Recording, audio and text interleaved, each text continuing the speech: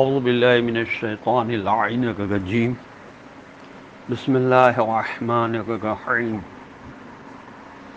قال نکروا لها عرشها ننظر اتهتدی ام تکون من الذین لا يهتدون فلما جاءت قیل اهكذا عرشک قالت كأنه هو وأوتينا العلم من قبلها وكنا مسلمين اللهم صل على محمد وآل محمد وعجل فرجهم السلام علیکم ورحمۃ اللہ وبرکاتہ۔ اللہ تبارک و تعالیٰ کا شکر ہے کہ میں نے سورہ نمل کی فی الحال 2 آیتوں کی تلاوت کی ہے، جن کے نشانات 41 اور 42 ہیں۔ انشاءاللہ مزید آیات کی تلاوت اور ان کی تشریح اس کے بعد بیان کی جائے گی۔ ابھی جو 2 آیات کی تلاوت کا شرف میں نے حاصل کیا ہے، اس کا ترجمہ سماعت فرمائیے۔ پہلے آیت نمبر 41 کا ترجمہ یہ ہے کہ پھر سلیمان علیہ السلام نے حکم دیا ملکہ کے تخت کی ذرا صورت و شکل بدل دو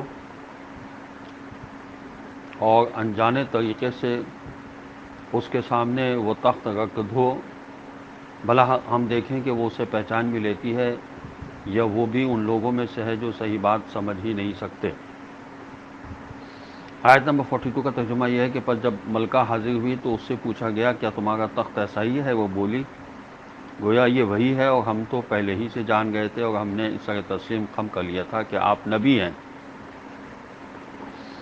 جب تخت بلقیس حضرت سلیمان علیہ السلام کے سامنے لایا گیا اور ملکہ بھی پہنچنے والی تھی تو حضرت سلیمان علیہ السلام نے حکم دیا کہ اس تخت کی شکل و صورت میں کچھ تبدیلی کر دی جائے تاکہ ہم اس کی عقل و فہم کا امتحان لیں کہ آیا وہ تبدیلی کے بعد بھی اپنے تخت کو پہچان سکتی ہے یا نہیں، اور یہ امر اس کی ایمانی ہدایت کا باعث ہو سکتا ہے،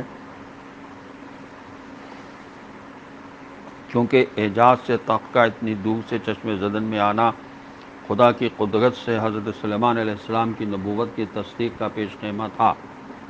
پس اس تخت کے جڑے ہوئے موتیوں اور جواہرات کو اکھاڑ کر ان کی جگہ مختلف قسم اور رنگ کے جواہرات جڑ دیے گئے اور ملکہ کے استقبال کا اسی تخت پر انتظام کیا گیا۔ یہ تفسیر انوار النجف میں لکھا ہے۔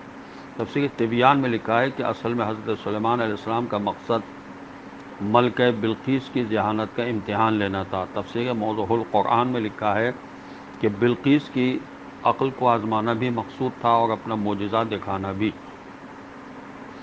علامہ مودودی صاحب نے اپنی تفسیر تفہیم القرآن میں آیت کا مطلب یہ لکھا ہے کہ حضرت سلیمان علیہ السلام ملکہ سبا کا امتحان لینا چاہتے تھے کہ اپنے تخت کو معجزانہ طریقے سے یہاں اپنے سامنے دیکھ کر وہ ہدایت کی طرف راغب ہوتی ہے یا اپنی گمراہی پر قائم رہتی ہے۔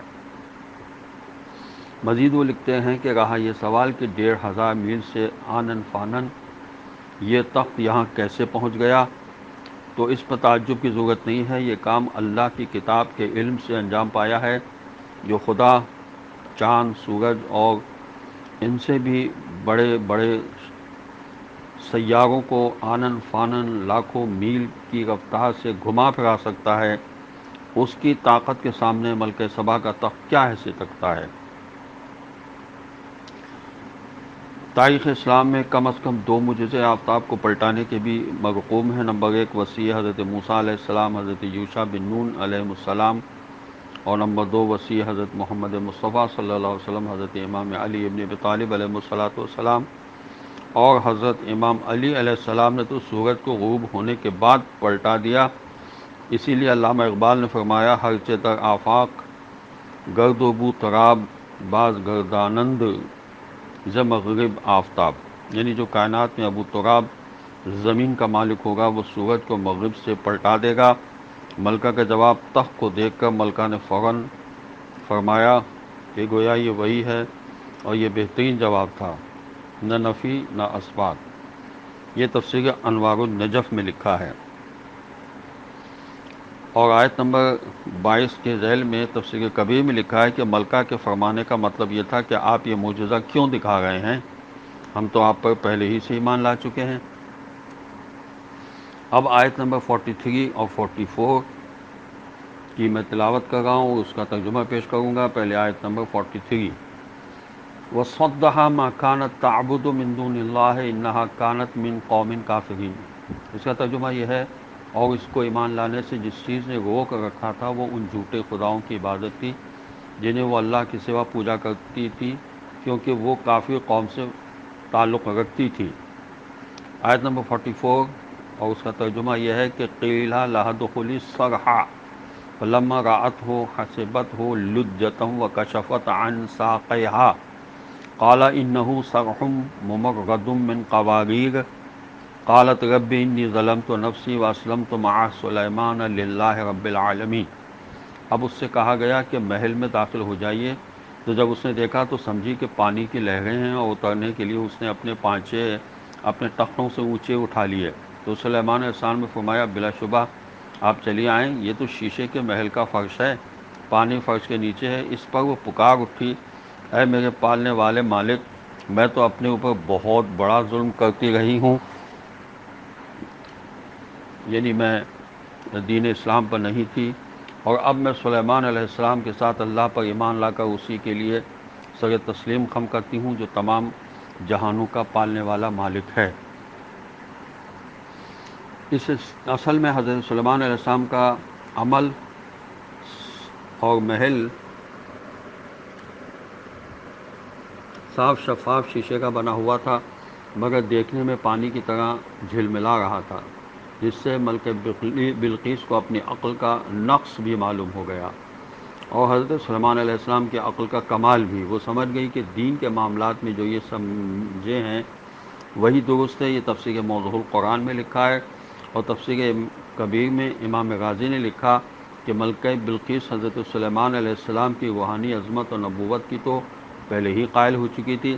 اب جب اس نے یہ سمجھ لیا کہ دنیاوی اعتبار سے بھی حضرت سلیمان علیہ السلام تجھ سے کہیں بلند اور عظیم ہیں، تو اس نے سمجھ لیا کہ ان سے بہتر میرا محافظ اور پناہ دینے والا کون ہو سکتا ہے۔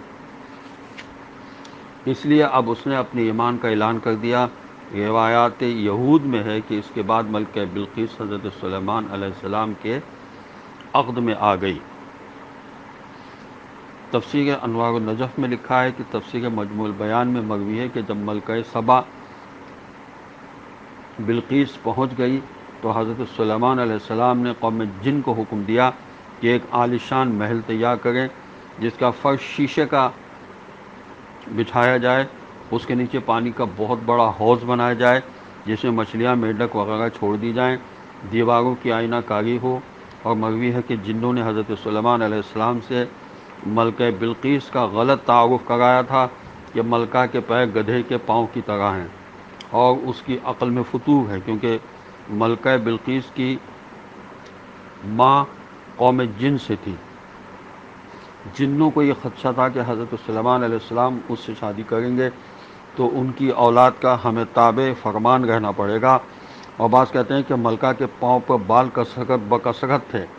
آزمائش کی وجہ یہی تھی کہ حقیقت سامنے آ جائے۔ غرض محل تعمیر ہو گیا، اور آپ علیہ السلام نے اپنا تخت اسی محل میں نصب کرایا۔ ملکہ کو محل میں لایا گیا۔ جب ملکہ قریب پہنچی تو فرش کے پانی کو دیکھ کر گھبرا گئی، قدرے جھجک محسوس کی، لیکن پیچھے ہٹنا شان کے خلاف سمجھا اور اپنے پائچے اٹھا کر قدم رکھا۔ ادھر حضرت سلیمان علیہ السلام محل کے اندر سے یہ سب کچھ دیکھ کر فرمانے لگے کہ یہ محل کا فرش ہے جو شیشے کا بنا ہوا ہے۔ ملکہ اندر داخل ہو گئی تو آپ علیہ السلام نے ملکہ کے پیروں یعنی ٹخنوں پر بال دیکھ لیے تو نورے کی ایجاد کی جس سے بال صاف سکیں۔ وہ ملکہ کو استعمال کے لیے دیا گیا۔ مروی ہے کہ آپ علیہ السلام نے ملکہ سے شادی کر لی، ملک سبا ملکہ کے حوالے کر دیا۔ آیت نمبر 45 اور اس کا ترجمہ یہ ہے کہ وَلَقَدْ أَرْسَلْنَا إِلَىٰ ثَمُودَ أَخَاهُمْ صَالِحًا أَنِ اعْبُدُوا اللَّهَ وَإِذَا هُمْ فَرِيقَانِ يَخْتَصِمُونَ۔ اور ہم نے قوم سمود کی طرف ان کے بھائی صالح علیہ السلام کو یہ پیغام دے کر بھیجا کہ اللہ کی عبادت کرو، تو یکایک وہ جھگڑا کرنے والے دو فرقے بن گئے۔ تفسیر تبیان میں لکھا ہے کہ کچھ لوگ حق تھے وہ ایمان لے آئے، اور کچھ لوگوں کو حق بات کڑوی لگی وہ ایمان نہ لائے، اس لیے آپس میں جھگڑا کرنے لگے۔ تفسیر ماجدی میں لکھا ہے کہ یہ اصول ہے کہ جب بھی کوئی اصلاح کا کام شروع کیا جاتا ہے تو شرپسند حق دشمن لوگ فوراً جھگڑا اور فساد برپا کرنے میں اتر آتے ہیں، کیونکہ دلیل کا جواب دلیل سے نہیں دے پاتے، اس لیے حق کا جواب پتھروں سے دینے پر مجبور ہو جاتے ہیں، کہ طاقت و غنڈہ گردی سے حق کی آواز کو دبانے اور کچلنے کی کوششیں کرتے ہیں، مگر اس کا مطلب ہرگز یہ نہیں ہے کہ کبھی کوئی اصلاحی کام نہ کیا جائے، بلکہ یہ فتنہ و فساد نہ ہو۔ ہر اعلیٰ چیز کی کوئی نہ کوئی قیمت ضرور ادا کرنی پڑتی ہے۔ قوم کی اصلاح کی کوششوں کی قیمت شرپسندوں کی مخالفت ہوتی ہے۔ سچی بات تکلیف کا سبب بنتی ہے۔ جب حق کی آواز بلند ہوتی ہے تو پھانسی کا پھندا بھی حق کہنے والوں کے لیے تیار ہو جاتا ہے۔ پھانسی کے پھندے سے ڈرنا نہیں چاہیے۔ اب آیت نمبر 46 اور اس کا ترجمہ یہ ہے کہ قال یا قوم لما تستعجلون بالسیئۃ قبل الحسنہ لولا تستغفرون اللہ لعلکم ترحمون۔ صالح علیہ السلام نے کہا، اے میرے قوم، کیا تم بھلائی یا نیکی سے پہلے برائی عذاب الہی کے لیے جلدی کرتے ہو؟ اس کے بجائے تم اللہ سے معافی کیوں نہیں مانگتے، شاید کہ تم پر رحم کیا جائے۔ یہاں تفسیر کبیر میں امام غازی نے لکھا کہ بھلائی سے مراد ایمان، عافیت، رحمت اور ثواب آخرت ہے، اور برائی سے مراد خدا کی ناراضگی اور عذاب الہی ہے۔ تفسیر جلالین، تفسیر تبیان، تفسیر صافی اور تفسیر قمی میں لکھا ہے کہ اونٹنی کا معجزات دیکھنے سے پہلے حضرت صالح علیہ السلام کی قوم نے ان سے کہا کہ ہم پر دردناک خدا کا عذاب لے آؤ۔ اصل میں ان کا مقصد حضرت صالح علیہ السلام کا امتحان لینا تھا۔ اس پر حضرت صالح علیہ السلام نے فرمایا، اے احمقوں، تم رحمت کے آنے سے پہلے ہی خدا کا عذاب کیوں طلب کر رہے ہو؟ خدا کا عذاب کوئی طلب کرنے کی چیز ہوتی ہے؟ یہ تو بچنے اور بھاگنے کی چیز ہوتی ہے۔